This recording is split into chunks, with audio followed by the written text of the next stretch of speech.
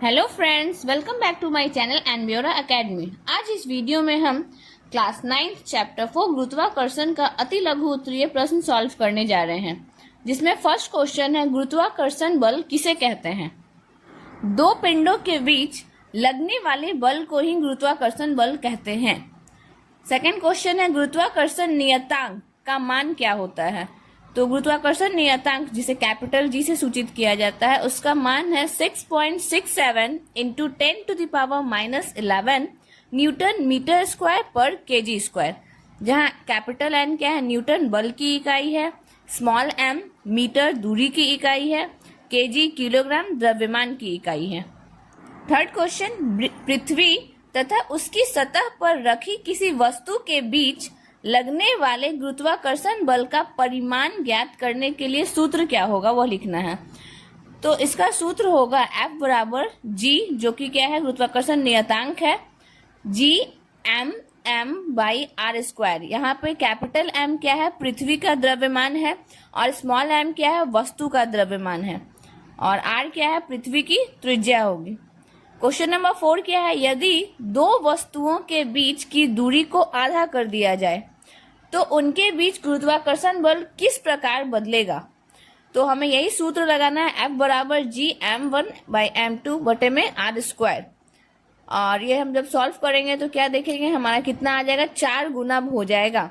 जब दूरी आधा हो जाएगी तो गुरुत्वाकर्षण बल कितना हो जाएगा, 4 गुना हो जाएगा। दूरी कम होगी तो बल हमेशा बढ़ेगा। चलिए क्वेश्चन नंबर 5 है, पृथ्वी और चंद्रमा एक दूसरे को गुरुत्वीय बल से आकर्षित करते हैं। क्या पृथ्वी जिस बल से चंद्रमा को आकर्षित करती है वह बल उस बल से जिससे चंद्रमा पृथ्वी को आकर्षित करता है बड़ा है या छोटा है या बराबर है। जो भी है बताना है क्यों है।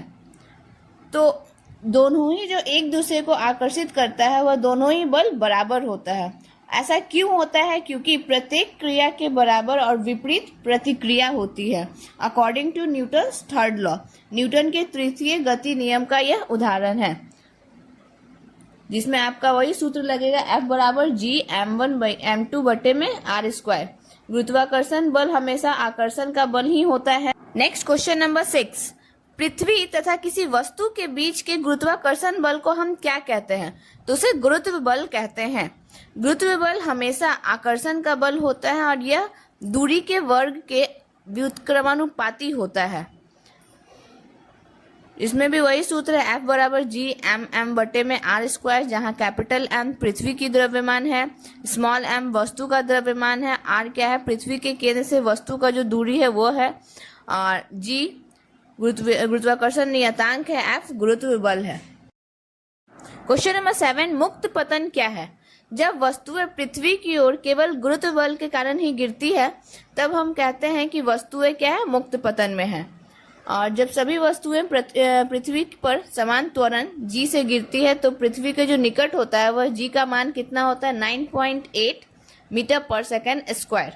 क्वेश्चन नंबर 8, मुक्त पतन का त्वरण या गुरुत्वीय त्वरण क्या है, जिसको हम लोग क्या करते हैं, स्मॉल g से सूचित करते हैं, वही है इसका गुरुत्वीय त्वरण, जिसका वैल्यू होता है 9.8 मीटर पर सेकेंड स्क्वायर। जबकि गुरुत्वाकर्षण नियतांक कैपिटल G है, उसका वैल्यू कितना होता है, 6.67 इंटू 10⁻⁻11 न्यूटन मीटर स्क्वायर पर केजी स्क्वायर। क्वेश्चन नंबर 9, पृथ्वी के ध्रुवों पर गुरुत्वीय त्वरण यानी कि स्मॉल g का मान महत्तम होता है, मतलब बहुत ज्यादा होता है, या न्यूनतम होता है, मैक्सिमम होता है, या मिनिमम होता है। तो उसका मान महत्तम होता है, मतलब बहुत ज्यादा होता है। इसके पीछे का रीजन क्या है, कारण क्या होगा। तो कारण यह होता है कि पृथ्वी के ध्रुवों जो होता है वह कैसा होता है, चपटा होता है और भूमध्य रेखा पर उभरी हुई होती है। ध्रुवों पर पृथ्वी के केंद्र के पास होने के कारण दूरी कम होती है, इसलिए ध्रुवों पर g का मान ज्यादा होता है। क्वेश्चन नंबर 10, कमानीदार तुला से किसी वस्तु का क्या मापा जाता है। तो उससे उसका भार मापा जाता है। क्वेश्चन नंबर 11, एक कागज की सीट उसी प्रकार की सीट को मोड़कर बनाई गेंद से धीमी क्यों गिरती है। मतलब एक कागज जो है उसे हम गिराएंगे या फिर उसी कागज को मोड़कर गिराएंगे तो जो कागज है वो पहले गिरती है, जबकि मोड़ा हुआ कागज बाद में गिरता है। ऐसा क्यों होता है। तो ऐसा इसलिए होता है क्योंकि जो पेपर है, कागज है, उसका जो क्षेत्रफल होता है वो अधिक पृष्ठीय क्षेत्रफल होता है, जबकि जिस कागज को हमने मोड़ दिया है उसका जो क्षेत्रफल होता है वह कम हो जाता है। क्षेत्रफल कम होने के कारण वह तेजी से गिरेगा, जबकि उसका क्षेत्रफल ज्यादा है इसीलिए वह गिरने में टाइम लगाता है। क्वेश्चन नंबर 12, किसी वस्तु के द्रव्यमान, उसके भार और गुरुत्वीय त्वरण में क्या संबंध है? तो जो वस्तु का भार है वह वस्तु के द्रव्यमान और गुरुत्वीय त्वरण के गुणनफल के बराबर होता है। मतलब कि वस्तु का भार W बराबर m गुने g होता है, जहाँ m क्या है? वस्तु का द्रव्यमान है, g गुरुत्वीय त्वरण है और W वस्तु का भार है, जिसे न्यूटन भी n कैपिटल N से हम लोग बोलेंगे। नेक्स्ट क्वेश्चन नंबर 13 है, एक पिंड का द्रव्यमान 40 kg है। यदि पृथ्वी पर गुरुत्वीय त्वरण 10 मीटर पर सेकंड स्क्वायर हो तो पृथ्वी पर इसका भार क्या होगा? हमारा द्रव्यमान दिया हुआ है, m बराबर दिया हुआ है 40 kg, त्वरण गुरुत्वीय त्वरण है इसलिए इसका स्मॉल g बराबर 10 मीटर पर सेकंड स्क्वायर दिया हुआ। सूत्र हमें पता है W बराबर क्या होता है? m गुने g।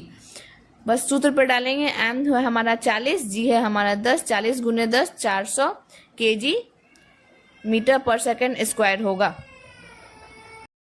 क्वेश्चन नंबर 14, एक पिंड को पृथ्वी से चंद्रमा पर ले जाया जाता है, क्या उसका द्रव्यमान भार बढ़ता है या घटता है या अचर रहता है?